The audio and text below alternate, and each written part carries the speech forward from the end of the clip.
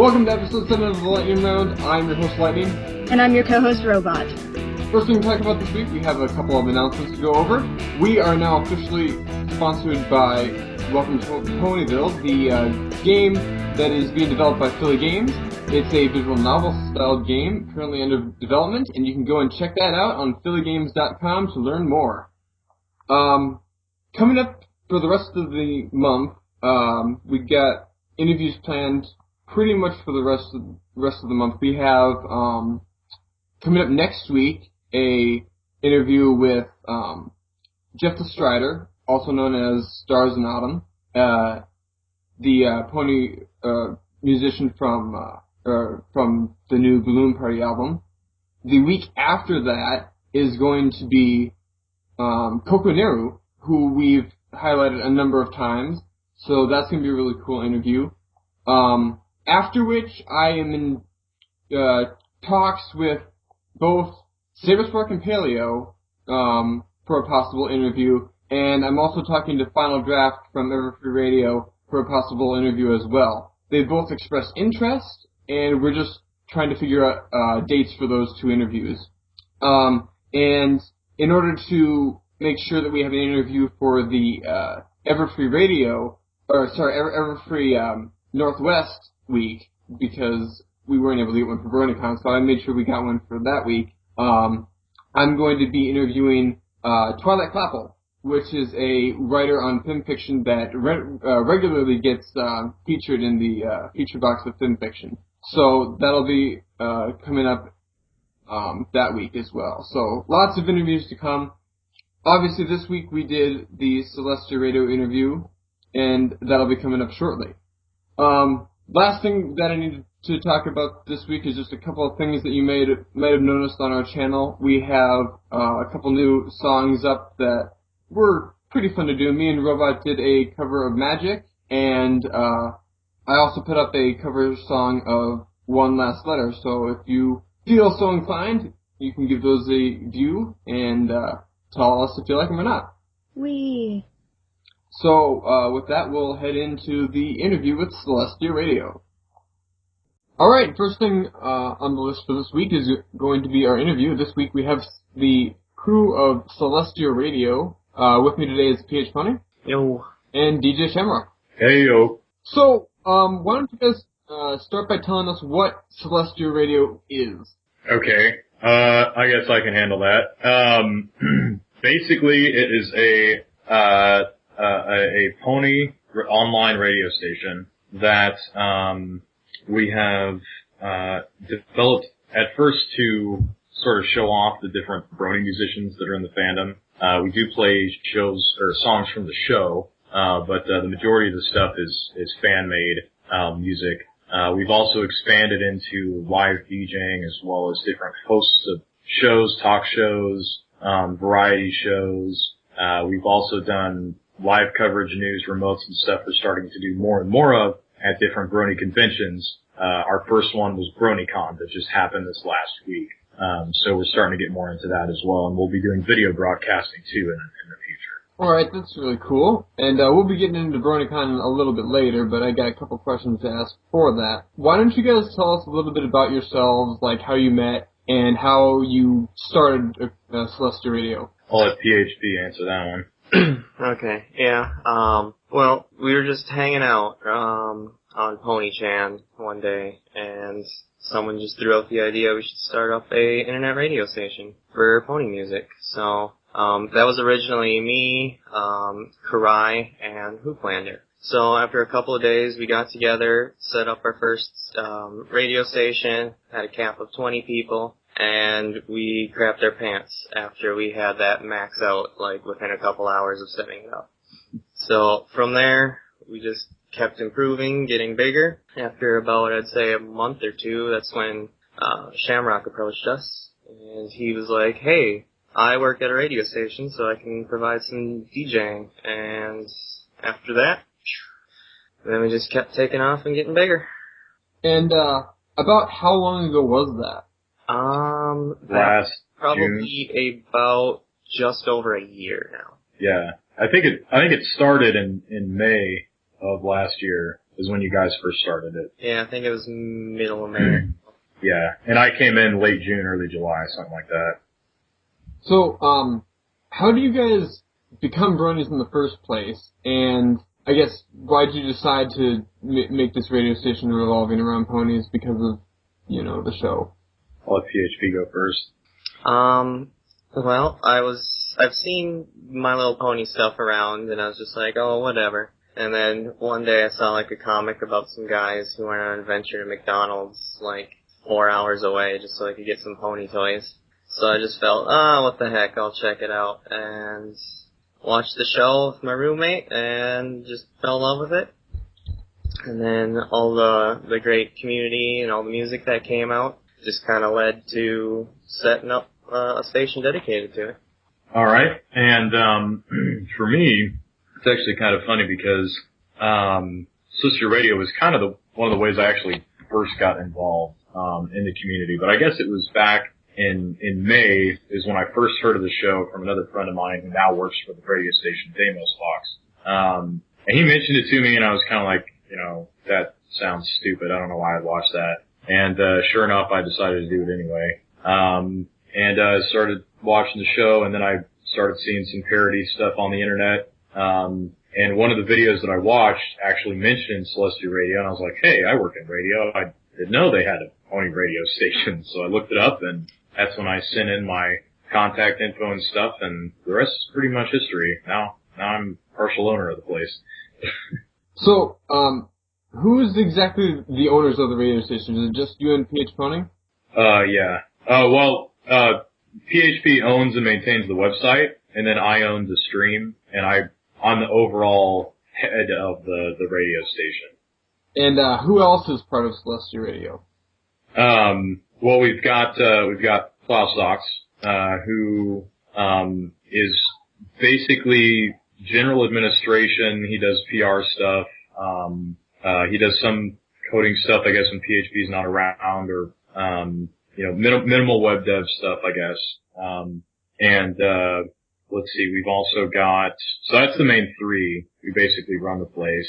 And then we've got a number of DJs. We've got Prism Fishy, who's still staff. He's going to be doing more this summer. He was one of the originals back when I started. Then there's also Pony Toast, who's one of the DJs. QCom's one of our DJs. Damos Fox is one of our DJs. Our newest DJ is DJ K. Brony from Colorado.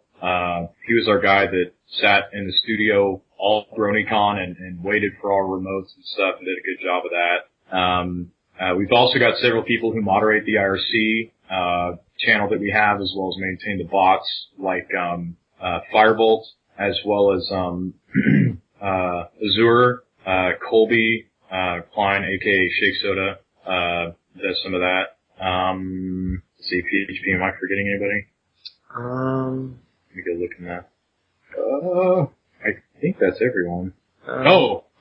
We used to have MLI, My Little Insomniac, used to be one of our DJs and a really close friend, but he has since sort of, I don't know if I want to call it hiatus or whatever, but he hasn't been around the community for a while now.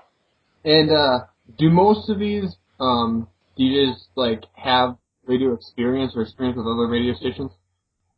Well, I do. I've worked in radio for over a year and a half now. In fact, that's where I'm at right now. I'm at work at the radio station, but I have pretty good privileges and stuff, so I can do this interview while I'm doing that. DJ K. Brony also works in radio. I can't remember how long he's worked in radio. And then, to my knowledge, that's it, actually, in terms of real life radio. So, along with doing the radio station where you play the songs and stuff, do you have any special, I guess, segments or podcast elements, talk shows, stuff like that? Well, we're starting to get more into that. PHP, what was the stuff we did kind of before I showed up and started doing live stuff? Well, before you showed up, we had we played some of the podcasts that other people had made.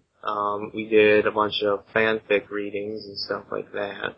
And that was pretty much all we did before you showed up. And I know now we have some, radio dramas and stuff that we're playing. Yeah, like we're starting to get pretty heavily involved with the radio plays that have been going on, like the Vinyl Scratch Tapes radio play. I'm actually in that. I'm the narrator for that, and we do play that. We play the Dr. Wu's Adventures. I think that's what it's called. And we will be exclusively premiering Fallout Equestria, the radio play, when it starts. Which is something that's been in the process and is getting started now as well, which is a very exciting project that I'm happy that we're working on. Endorsed by the creator herself. So I'm very excited about that.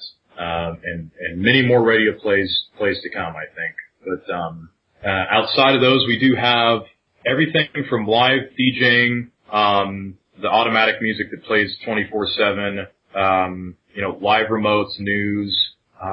We have a couple variety shows that play, and we're going to start getting more into the talk show stuff and some more types of programming type things that would be interesting to people. Possibly working with some podcast groups. Bronyville has approached me and asked to do some cross promotion and possibly play their podcast stuff too. So we're looking into a lot of different things. All right. I know that recently you guys did a 64-hour DJ-a-thon. It was 60 hours. But yeah. 60 hours. Okay. And that was to raise money for the Kiki, the young girl with the brain tumor, right? Yes. Can you comment on that event and how it went? Well, it went fantastically. We started on, I don't remember exactly the date, but it was a Friday at 4 p.m. Eastern, and we had 4 different DJs over the weekend, and it started at 4 p.m. Eastern on Friday and went until 4 a.m. on Monday, and for 60 hours. So over 60 hours, we had 4 different DJs online, live, playing music, doing talk show stuff, interacting with everyone, and we managed to raise, I believe it was $2,680 when it was all said and done. And we also had someone who matched our donation. I think they donated like $3,000 or something to help match our drive. So in total, we raised over about $5,000, which was really fantastic to do in 60 hours. I was blown away by how awesome it was, and it was definitely something we're going to do in the future. And we've had I've had the family call me, and I've talked to them for a little bit, and we've had some nice comments from Tara Strong and stuff, and got to see her at BronyCon and talk briefly about it, and it's been a real great experience. So it was very successful. And did you have any updates? I know that she has since then had her surgery, and I don't know if you had heard anything else about that and how it went and stuff like that. Well, I know that Equestria Daily actually had an update. Was it today? It was on the Nightly Roundup last night, actually. Yeah. It was. Let me find the article or what they said specifically, because I just saw it here. QCOM posted it in the chat. Let's see. Okay, it says, the article said, Celestia Radio helps little girl. As some of you may remember, a while back, Celestia Radio did a 60-hour DJ-a-thon. $2,000 was raised. She recently received surgery, and when there was about 80% of the tumor was removed, it said. So basically, we're waiting on her recovery from that. I think that's where it's at right now. That was very recent, so that was just last night, or early this morning, I think. So, I am sort of in contact with the family, but, I haven't heard anything since that update, so. Now, you guys mentioned that you, had, partnered with the Vinyl Scratch Tapes and, a couple other, shows as well. How did that all get started, and what was one of the first radio shows that you partnered with?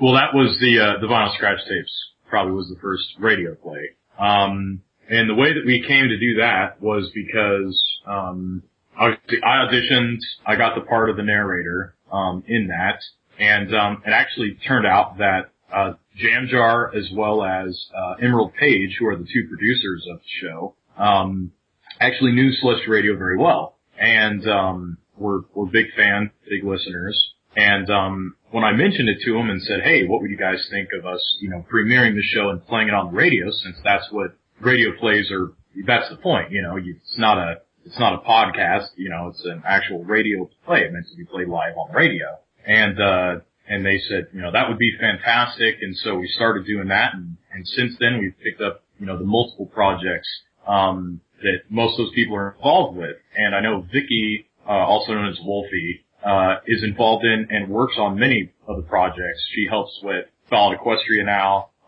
She helps with, the Dr. Wu's adventures, who Jamjar plays Dr. Wu's in that. And, just a massive cross section of very, talented folks.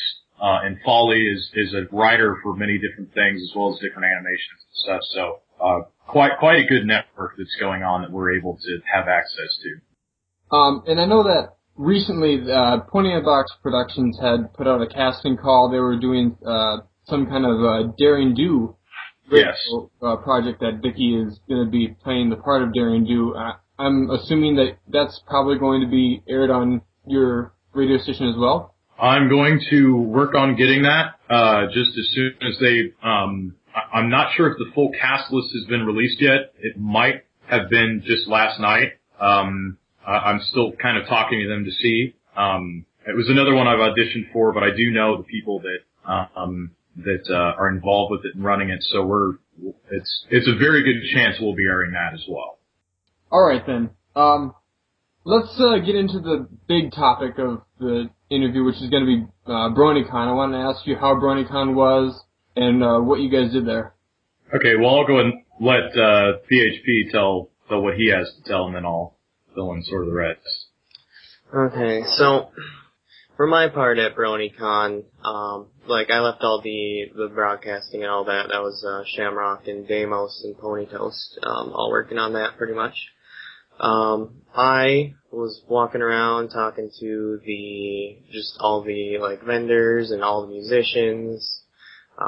Had a big get together with all of them. Might be able to find some pictures of those up on the internet. So, just talking to them, getting to know everybody, letting them know they can send their stuff in. I was talking to them and Shamrock about, EQ Beats, how we can make that better so the musicians can get all their stuff together. So, I was really just being the bro, hanging out with everybody, and it was fantastic. Yeah, we definitely did a lot of networking there. It was pretty, at least on my end, was very busy. And stressful in a lot of terms, but there was a lot that got done and a lot of good things are going to come out of it in the future for it as well. Trying to think of some of the things we were able to do. I did a lot of live remotes. Basically what we did was, I would call in to K Brony back in the studio on my cell phone and just walk up with a microphone and start interviewing people, and we had that live coverage, on our stream, which was, very advantageous because during a lot of the main events, like the fire and some other things which we can talk about,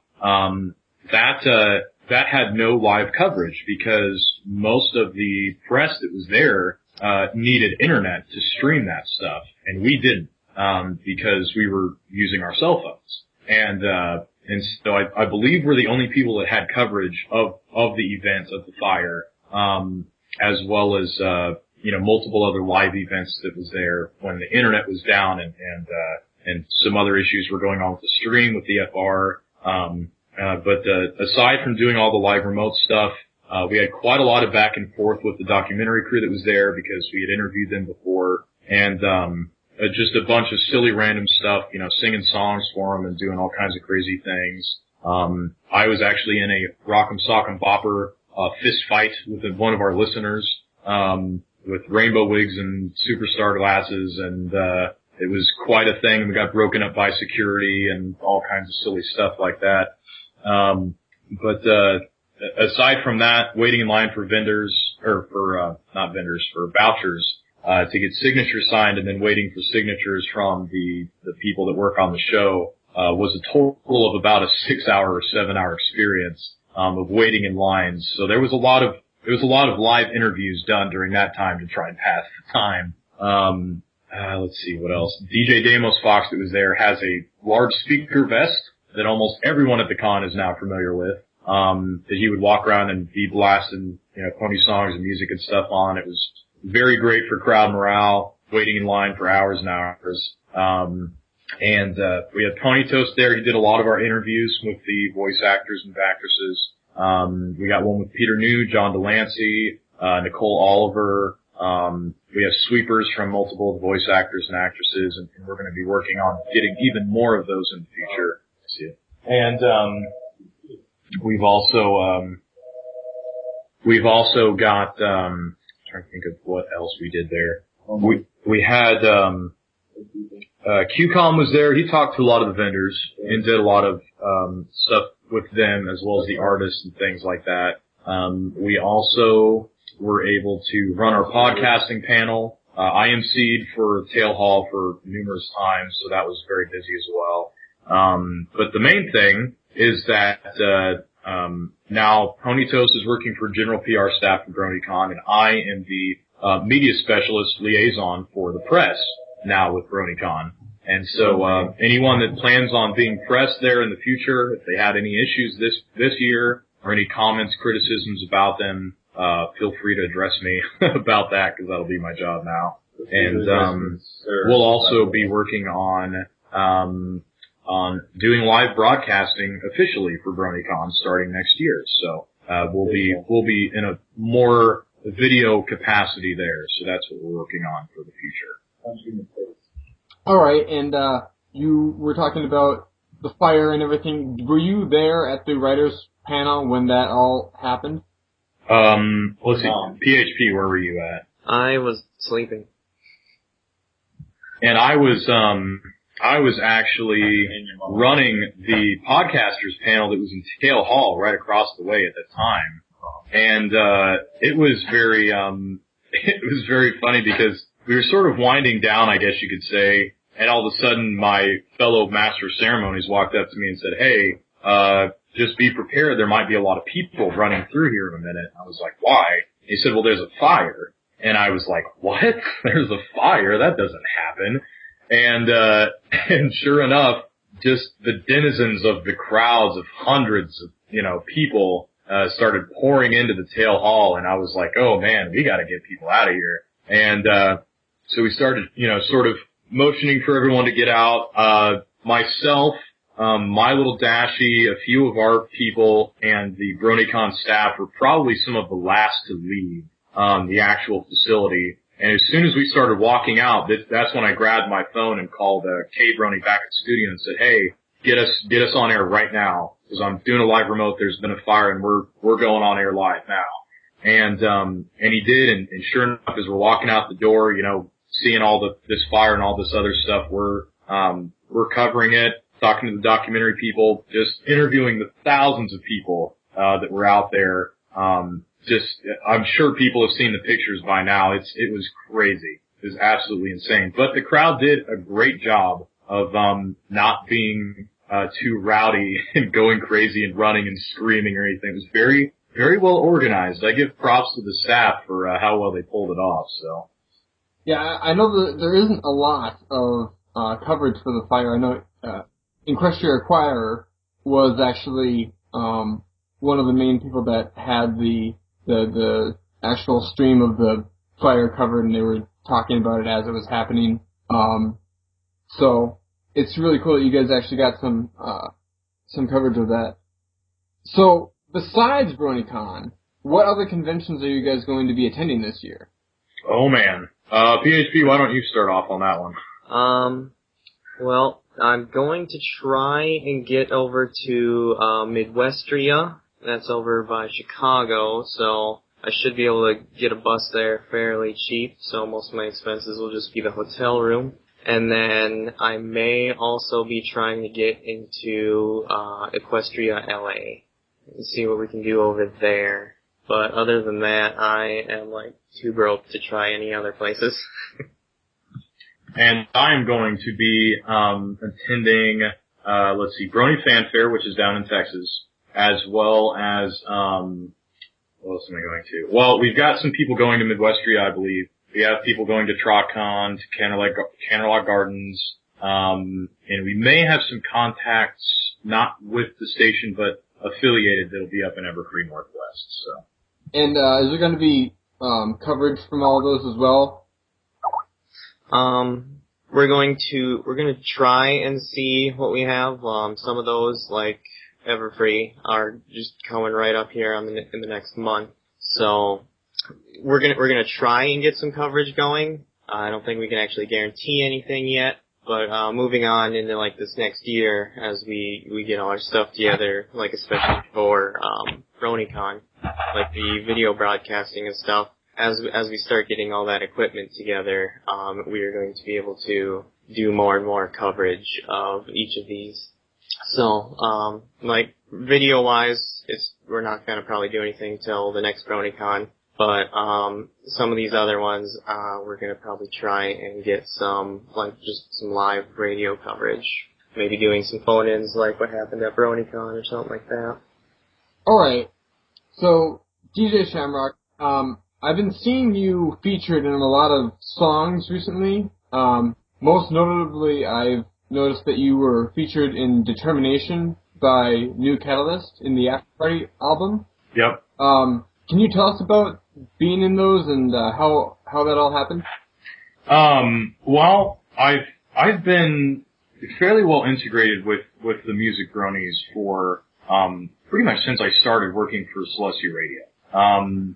And that is because we have a very good working relationship with My Little Remix, which is a forum website for most all the musicians, where they go and they interact and collab and do all this stuff. It was originally the site that started the Remix Wars. And I know PHP and I have a good relationship with McCon, aka Ben Hale, as well as Not a Clever Pony, Pinkie Pie Swear, a lot of them were a close circle of friends that decided to start the website.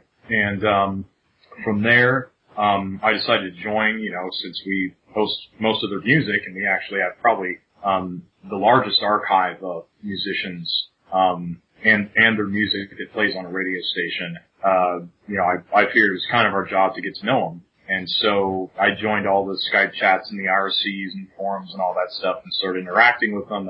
And it's been, over a year's worth of work now, but it's paid off, and I've known many of them now and good friends with them, and come to start collabing again because I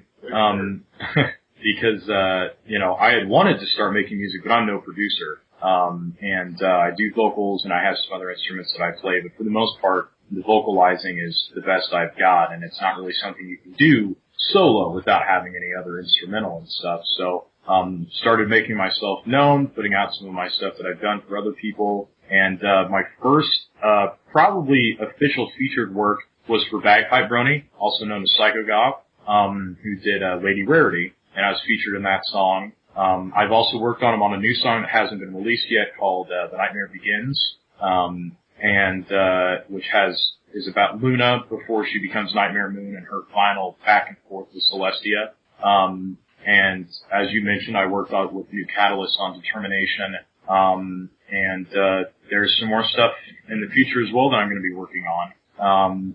One of which may be, I don't know if I can really say this or not, but I'm going to hopefully be working with Whitetail on his song for Fighting His Magic. He's doing the Fluttershy song theme for that, for Fighting His Magic, and he's been trying to do sort of a Celtic mix for that. And I was asked to have some of my Boran drum, which is an Irish Celtic drum, featured in that song, and so that'll be nice. It'll be very interesting to see what comes out of that. But lots of other collabs to come in the futures now that I'm becoming a little more known for my vocal work. So, what kind of special events does Celestia Radio run? Special events. Do you mean things like the charity auction that we did, or the charity fundraiser we did? Yeah, stuff like that. Some of our, we've been working more on trying to get some more big events, but I believe one of the things we did, and maybe PHP can comment on this more because I wasn't really around when he did this, but Pony Toast did like a New Year's thing. Do you remember that at all? Yeah, he did a New Year's special where he had, I believe it was like the top 100 best Brony musician songs. I believe that had our like highest record of listeners. We capped out at our 200, and then we also had several relays that were set up, and those had quite a few. I'm not sure on the final count of how many we had listening, but it was in like the mid 700s, I think. It was a huge turnout and a really big event. Yeah. So that, which I know we're doing again, for New Year's, we actually, we tried to put together a sort of a Christmas card message thing, which I don't think ever really happened. But I think we'll try that again. So look for holiday stuff to be coming more about. St. Patrick's Day, definitely I'm going to do something, of course, as DJ Shamrock. We, are going to be doing some more charity-based stuff. I know it may be, less, we'll try and do a few this year at least. Our main concern now is going to be raising money basically for, bigger servers for higher amount of streaming listeners at a time, as well as, buying video equipment and stuff that we're going to have for BronyCon this next year, which will be very expensive. So we're going to be trying to do some big fundraising, events for those types of things. Alright, so, in the near future, what is coming up on Celestia Radio? Well, let's see. What do we have planned? I'm so busy this summer because I'm going to like 4 different conventions. They're not all pony conventions, but I'm going to be very busy. I may try and do some DJing stuff because I haven't been able to DJ as much as I'd like to now that I run the place. That's taken up a lot of my time, but I'm going to try in August, hopefully, to do some more of that because I have a month break there before I do any other conventions. As I said, we're going to have people at TrotCon. We're going to have people at Camelot Gardens. I'm going to be down at Brony Fanfare at the beginning of September with the Vinyl Scratch Tapes crew, so expect some coverage from that. We may have some possible video streaming stuff if we can get just a quickie live stream or something account set up, because the folks down at Brony Fanfare have expressed great interest in helping us being able to do a live stream of the con there. Everfree Northwest, I know that Equestria Daily as well as Bronyville are going to work on being a huge press presence there, and doing some video streaming and some audio streaming stuff. And we have offered our hosting streaming services so that they can call in and do some live remote stuff with us. So we may very well have some Everfree Northwest coverage, even though none of our people might be there. So it's basically con season, I guess I would say. So event-wise, look for con coverage. Alright, that's pretty much all I had for you guys. So, thanks for the interview. I know there's going to be a lot of new things coming up. I'm looking forward to all the, convention coverage and stuff like that. So, thank you for your interview. Sure. Mm-hmm. And coming up, we've got the rest of the podcast. Next on the list, we have the weather report for the week. First thing to talk about is the interview that Lauren Faust did with Bitch Media. It's actually a fairly positive interview as opposed to what you would think it would be by the name, but Lauren Faust goes into a little bit about what inspired her for the show and what the show is about, talking to people that obviously aren't familiar with it. So that's a good interview. It's all written instead of an actual video, so you can go and read that with the link in the show notes. All right, next on the list we have some more BronyCon news coming in this week. Celestia Radio has, while they were at BronyCon, they got some special interviews with John Delancey and Peter New. So those are awesome, and you can check both of those out in the show notes. Next, we have a tweet that was sent in by Andrea Libman. She asked anyone from the community if they would be interested in drawing Pinkie Pie and Fluttershy with bikes for her Ride to Conquer Cancer page. And this was back on Wednesday of this last week, so I'm sure there's a lot of things that have come in. I haven't seen any of the submissions, but if you want to do that, she says to send the submissions to her Twitter page, and the link for that is in the show notes. All right, next on the list, Equestria Inquirer got a lot of interviews at BronyCon. One of the interviews they got was with Andrea Libman, so you can check that out in the show notes. Also from BronyCon, Serial and PK from Equestria Daily got a interview with Tara Strong. It happened after the actual convention, so they go into what she did at the con and how she thought it went. And that interview is also in the show notes. Next on the list, we have another interview from Equestria Inquirer at BronyCon. They interviewed Lee Tokar, who is awesome, just in case you didn't know. So, go check that out in the show notes.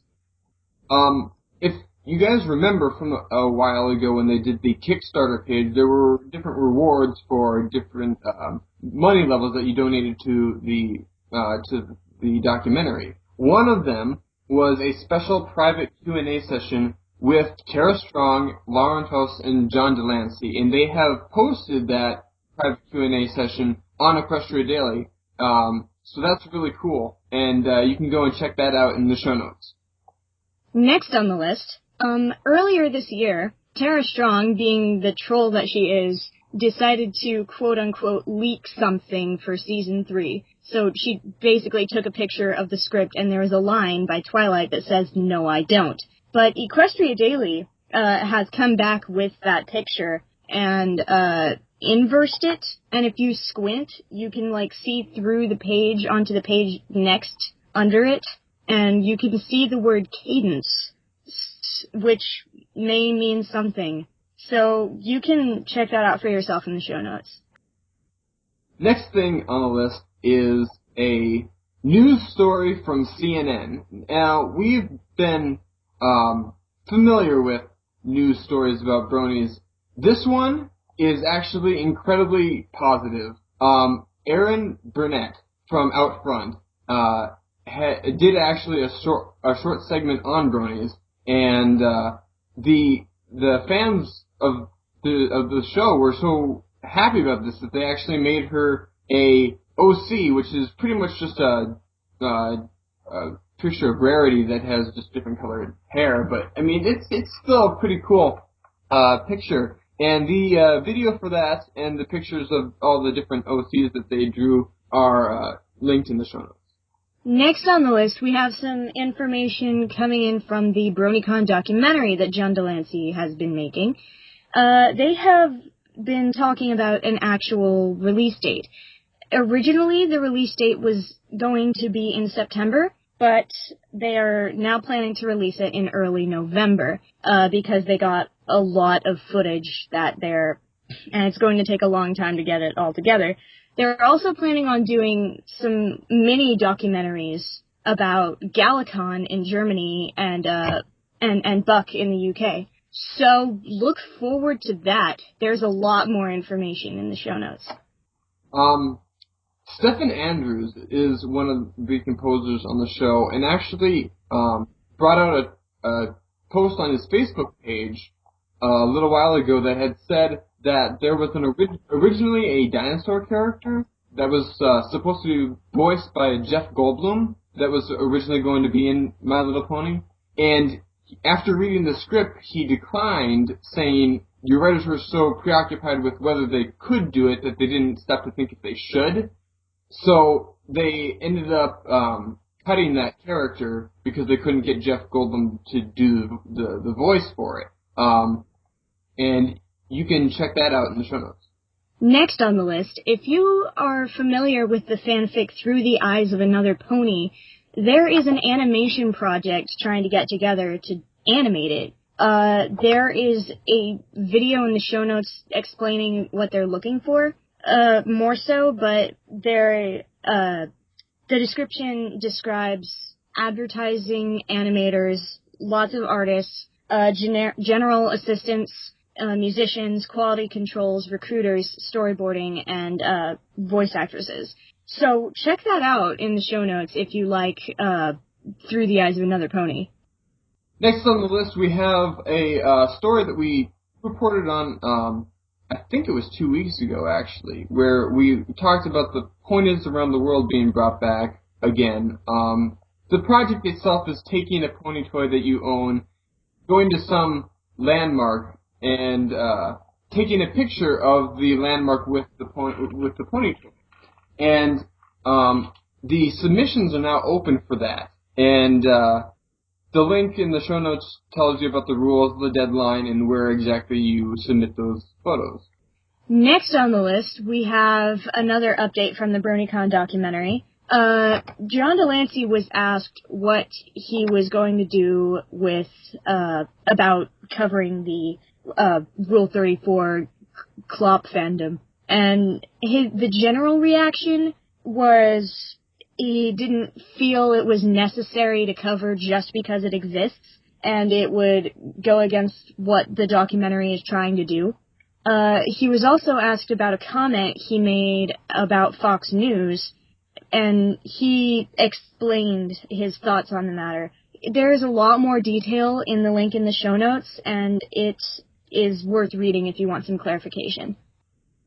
Next on the list, we have a lot of convention news for upcoming conventions.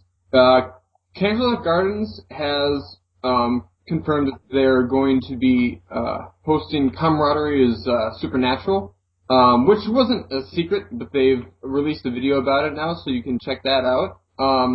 There's also talk of a Australian con that has been dubbed PonyCon AU, and they said that right now the Facebook page is nearing 600 likes, and they've confirmed musicians such as Stable Free and Pinky Guy, Stormwolf, and more that are interested in showing up. So this convention may actually happen as well. More information on that, as that appears. Buck has released 2 different things about their convention. The vendor prices have been reduced, so that it's now $20 for general entry instead of $45, plus $20 for the table. And there's also 2 contests that have been that have been released as well. Next up is the BronyCon feedback, which is a website that they put up about did you love BronyCon? Was there something you didn't like about BronyCon? And did you have any comments about the live stream? And they just put up a forum that you can post all your feedback for BronyCon on. And the next thing up is about Galacon, and they brought out their July press release, which has a whole bunch of information on things that are going on with theirs. And the last thing on the list is a promo video that has been released for Pony 3, which is the Equestria Gaming convention that they're throwing together. And the link for all of this stuff is in the show notes. Next on the list, if you follow a lot of musicians on YouTube, in the lead up to the release of Balloon Party, a lot of people made music for it that didn't actually get put on the album. That has been remedied with Balloon Party After Party. That was released earlier this week, and that is put with tracks that were not made before the deadline, or that were remade since the first Balloon Party came out and have been re-released on this album. Or not re-released because they weren't on the first one, but that exists now. Go check it out in the show notes. FinFiction has reached a milestone. It is their 1-year anniversary this past week. They actually brought out a brand new banner for their website that states that they have had 30,000 stories, 38,000 users, 1 million comments, and 220 million words. It's a really cool milestone for this site, and the link for that is in the show notes. The next item the final item on our list is a project called the Island of Equestria Project. If you haven't heard of this is a fund to name an island Equestria, like an actual island in real life, and build a monument of, like when Celestia raised the sun at the Summer Sun celebration in the Cutie Mark Chronicles, the monument that she rises in front of, they want to build that on this island, and they would like money. So if you think that's cool and you want to go donate to that, you can find their page in the show notes. That'll bring us to the PMTV segment for this week. Starting out with videos of the week, we've had a couple of premieres. My Little Pony: The Sins of Friendship Episode 1 came out earlier this week. It seems like a fairly cool idea. I actually didn't hear about this until I actually watched the episode. But the idea is that there is an alternate universe of My Little Pony where these ponies that are named after the 7 deadly sins are trying to take down their oppressive ruler of their universe, and actually cross over to the My Little Pony universe that we know to enlist the elements of harmony for help. So episode 1 came out, and that's done by McTwiggification. Also premiering this week was episode 1 of My Little Portal, which is, as everyone knows, the Portal crossover with My Little Pony. And it's been pretty highly anticipated, so that came out as well. Next on the list is a PMV by OMG I Like Apples called Living the Dream, and is actually a motion comic that goes through kind of the life of Rainbow Dash from when she's a filly to as an adult and joining the Wonderbolts and stuff like that. So that's pretty cool, and you can check that out. Next is a PMV by Crazier Girl 1870, and it's a ponified version of the song Super Bass, and it's called, the PMV is called Boy, You Got My Hoofbeat Running Away. And the song itself is probably not something I'd usually listen to, but the video is so well done and well edited that it's really good. So you can check that out. Rainbow Dash Presents have brought out their new project that they've been working on called Haunting Nightmare. And Rainbow Dash Presents usually puts out some pretty high quality things. This one is no exception to that, and it's relatively long. It's about 20 minutes, so it's about the length of an actual episode of My Little Pony. And so that's really cool. And last thing on the list is an animation done by Boggle Bronies, and it is a parody of the show on Nickelodeon called All That. And it's called Know Your Mare Episode 1, that features Twilight Sparkle. And the link for all of those videos are in the show notes.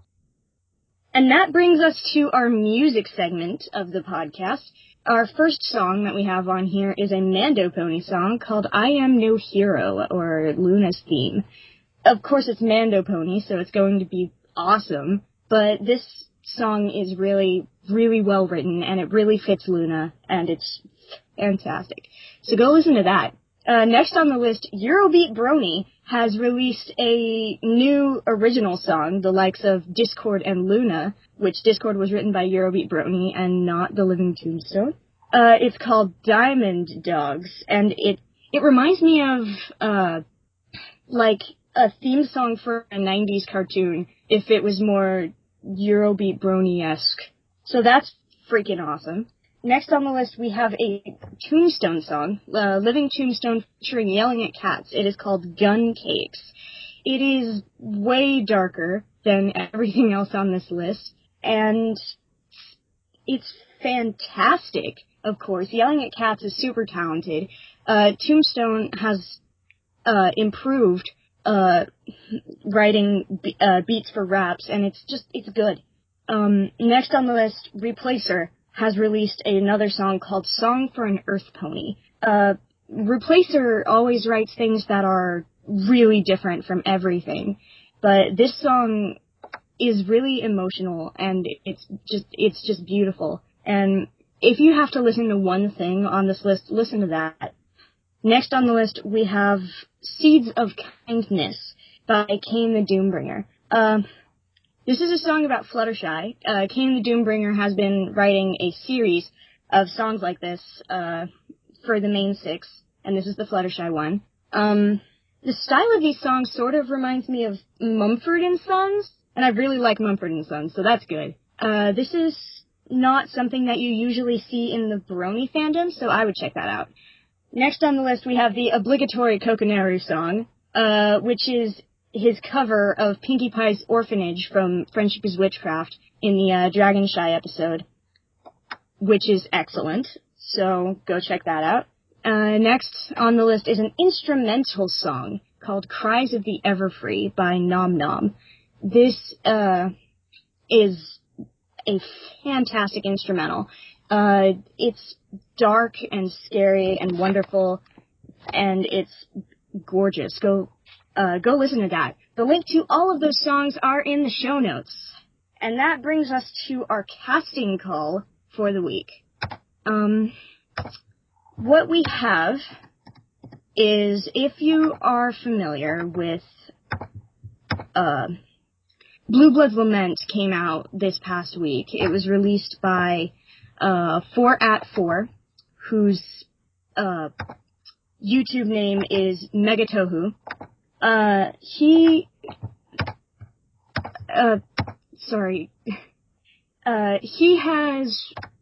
is wanting to expand his artistic horizons, in his words, and he's looking for artists of all kinds to be part of his team when working on his songs, which are sort of musical-esque, so that's fun.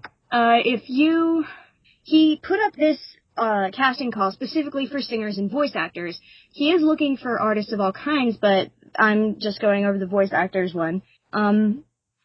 He needs the main 6, as well as Shining Armor and Big Macintosh, as well as background ponies of both genders. He's got... The deadline for this casting call is July 15th, so there's not a lot of time left for that. If you want to help this guy out, if you like his music, then go ahead and try out for that. If you're a singer or a voice actor, or if you can do literally anything artistic. He's looking for everyone. So that's that. Go check that out in the show notes. That brings us to the fanfic portion of the podcast. This week, the fanfic that I'm going to be highlighting is called Moving Out by Seattle Light.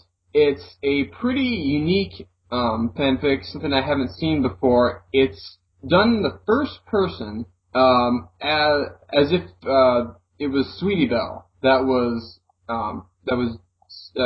doing it. And it's different than a regular fanfic because it's Sweetie Belle probably, I'd say, about 5 years in the future from when the show is. So she's a little bit older now. She's out of school, and it goes into the area of her life where she's thinking about moving out of Rarity's house and getting her own place. So it's a really cool story. There's a little bit of shipping in it, and you can check that out in the show notes.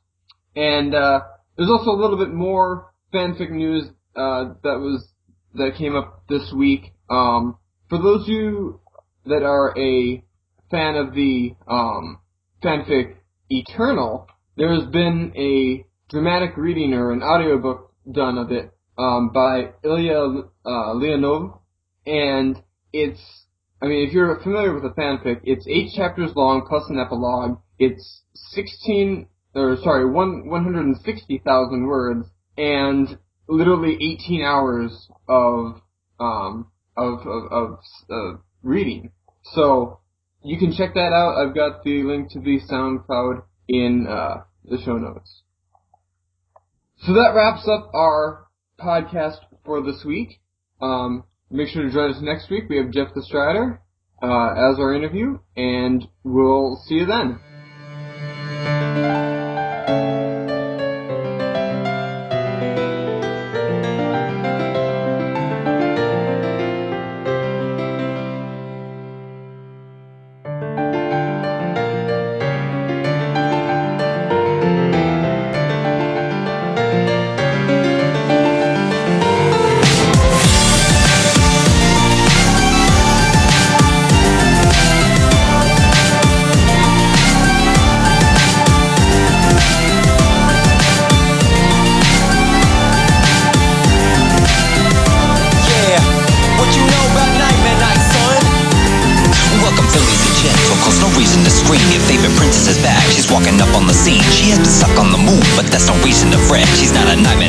So buckle down and get set. She's coming gracing the subject, she ain't leaving no choice. She's gonna blow you all back with her equestrian voice. So cover all of your fears and stow away all your fright. The Lunar Princess is back to bring the nightness tonight.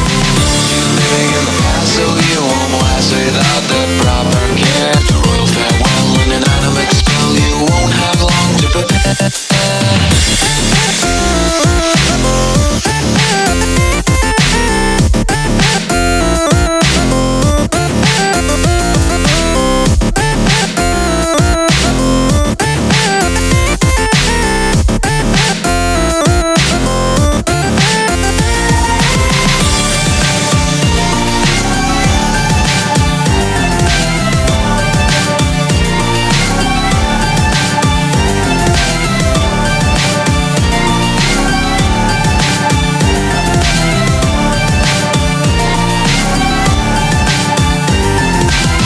Little fillies, this is Nightmare Night. Your ruler Nightmare Moon is back to come and fill you with fright. So hurry, now get your goodies and fill up all your bags. And go and leave a candy offering for that big ol' hag. You're running and pray above that she's not coming back to come and take away your soul and eat you up for a snack. So run away and go hide, just keep your head out of sight. The darkness is rising again, cause this is Nightmare Night. You're living in the past, so you won't last without the proper care. The royal farewell